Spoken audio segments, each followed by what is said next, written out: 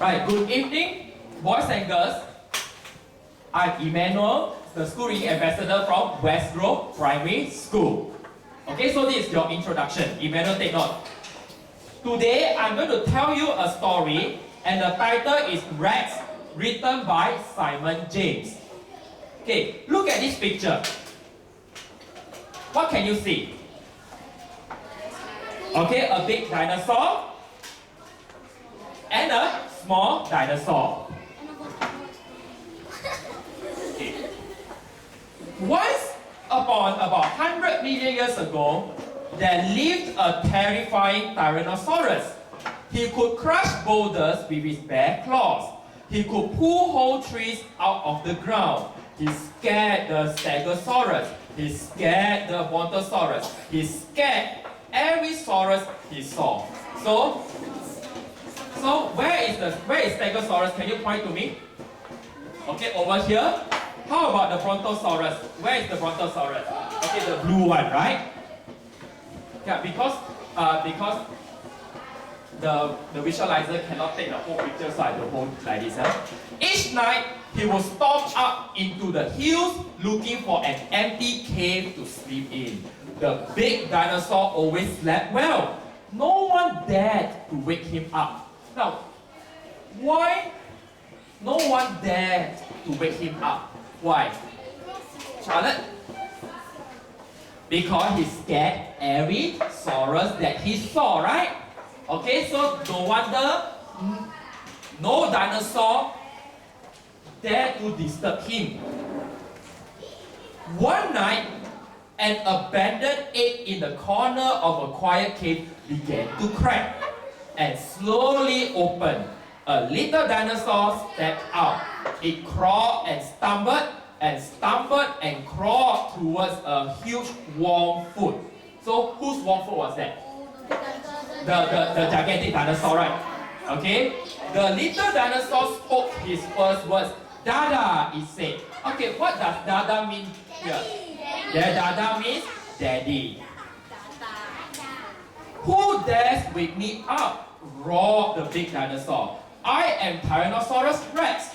Rex repeated the little dinosaur. Okay, so what do you think the big dinosaur is feeling now? Angry. Okay, the big dinosaur is feeling very angry. Why did the dinosaur feel so angry? Okay, one at a time. Because he was awakened by the little dinosaur. So, you are no Rex, roared the big dinosaur as he stomped off down the hill. I am, wait for me, Dad, said the little dinosaur.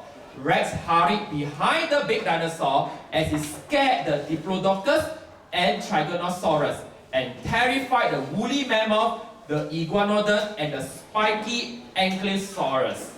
Okay, so where's the spiky Ankylosaurus? Can you point to me? Okay, so when the children cannot see it, what happens? They cannot see the picture, you just push it forward and let them point. Okay, and then you point. Understand?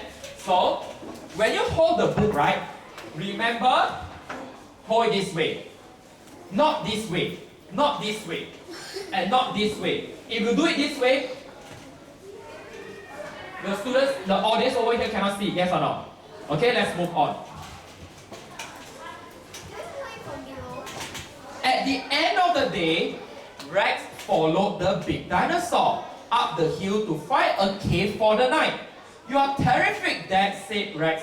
Will you teach me to roar like you? Okay, first and foremost, do you think that big dinosaur is the father of the little dinosaur? No. Okay, why do you say no? Yeah, Charlotte? Somehow the egg was abandoned. Okay, shh, grunted the big dinosaur. I'm trying to get to sleep. Good night, Dad, whispered Rex. Good night. Day after day, Rex followed the big dinosaur everywhere. When the big dinosaur roared, Rex roared. When the big dinosaur smashed up boulders, Rex smashed up boulders. What are boulders? Children, what are boulders? Okay, boulders are big rocks. Now, just in case these younger children, they don't know the meaning, what do? Just Tell them the meaning. Rather than you ask, how about you? How about you? Don't ask this. Because bolded is quite a difficult one for these kids, right? You please don't ask how about you. If you ask for opinion, do you think this person is the father of the little dinosaur? Yes and no, right? Then you say, why? Why not? If I don't understand, okay, this video I'm going to send it to you so that you can follow. Before long, Rex had learned how to uproot small trees. You are a fast learner, Rex, laughed the big dinosaur. What do you mean by being a fast learner? What do you mean by being a fast learner? Okay, that means this little dinosaur learned quite fast, right? So what did the little dinosaur learn? He learned how to smash up. Yeah, he learned how to smash up boulders and uproot trees. One day, the big dinosaur and Rex were relaxing by a warm river of molten lava. So where could you see the molten lava? Where could you see the molten lava? Over here. So, over here. Alright. So, when will you be able to see the molten lava? When there is a volcano. Dad, when I grow up, will I be as terrifying as you? Will I, Dad? The big dinosaur was quiet for a moment.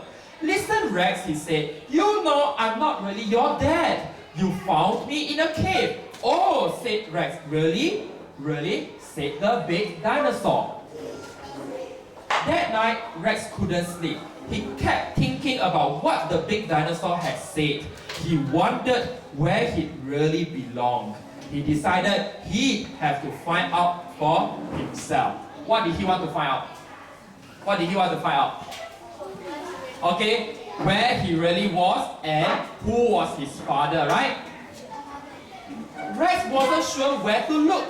He hadn't gone far when he heard a noise behind him. Rex turned. A group of hungry eyes was staring right back at him. He took a big breath and roared his loudest, most fearsome roar. So after he roared, what happened? What do you think will happen?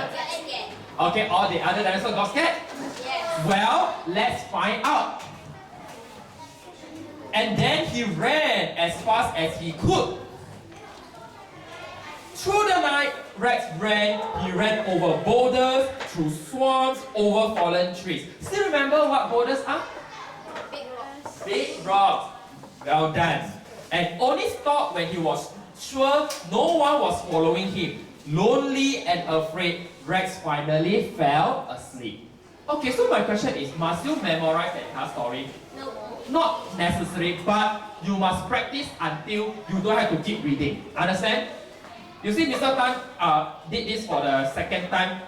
Alright? That's why I have to read. But for all of you, you must make sure that at least it's committed to your memory. Some of it. Otherwise, your eyes will be staring at the book, right? Now, when you tell the story, you are telling to who? The audience. Must you have eye contact? Yes. So if you are telling story by just reading, this is not storytelling, you know, this is story reading. And story reading is very boring. I myself read on my own, right? Yes or no? So you must keep practicing like this again and again. Alright? So the next morning, Rex woke with a start. Now how do I know that you are paying attention? You see, even though I'm holding this book, you cannot read the words, but you are listening, right? And you can still answer, right? But are you able to see the picture? Somehow you could, right? Yes or no? Yeah, not so exact, but somehow you could, right? Okay. The next morning, Rex woke with a start. All around, the ground was quaking. The whole jungle shuddered with a deafening roar. It was the most horrible sound Rex had ever heard. He covered his ears. So, whose roar was that? Could it be his father's roar? Yes. Yes. Maybe he had found his real father. Yeah. Let's find out. Suddenly, a huge foot crashed down right beside him. Rex couldn't look. He feared the worst. Help! He cried. Is that you, Rex? Said the big dinosaur. Dad! Shouted Rex. I've been looking for you everywhere, said the big dinosaur. I'm so glad it's you, Dad, said Rex. You really are so scary. So, The big dinosaur roared with delight. He roared so loudly, it struck fear in every dinosaur across the valley, except that is for Rex. I hope I'm as terrifying as you when I grow up, Dad, said Rex. I will make sure of it, said the big dinosaur. This is what dads are for, right? Okay, how do you find this story? Very interesting, right? So, did he manage to find his real dad? Yeah. Okay, why not? He didn't want to? Okay, do you think that was his real dad? Yeah, maybe this dinosaur adopted Rex, right? Okay, well, it's yes and no, we are not too sure, but we know that the little dinosaur is very happy. Okay, the end. Okay, so now you have an idea how to tell a story. So must you practice? Yes, you must practice. So what I normally do is when I see you for your personal rehearsal, right? I will actually write down some of the questions for you. That means I'll walk you through the book with you, and then you tell the story. So, Emmanuel, when you watch this video, you just follow accordingly. You can add your own questions. You can ask your own question. You know why? Because when you see the audience, sometimes they ask questions that you will never know they will ask, right? Because right now you can ask me questions that you can answer. And then I give you the answers. But what happens if the audience, especially when Raynard's audience, right? You know, they ask him very difficult questions. If you don't know the answers, do you pretend that you know? No. You just say, I'm sorry, I do not know. Let's move on. Okay? Let's move on to the next stage to find out. This is how you get the audience attention, yes or no? Okay? So is storytelling about just about reading and reading? No. Okay, you must know how to interact. How do you learn? You actually learn from your English teacher. You know, during your Stella lesson, English lesson, your teacher will ask you a lot of questions, right? Yeah. You pick up the skills from there. Is that clear? Okay, so I'm going to stop this video. Now let's find out the next one.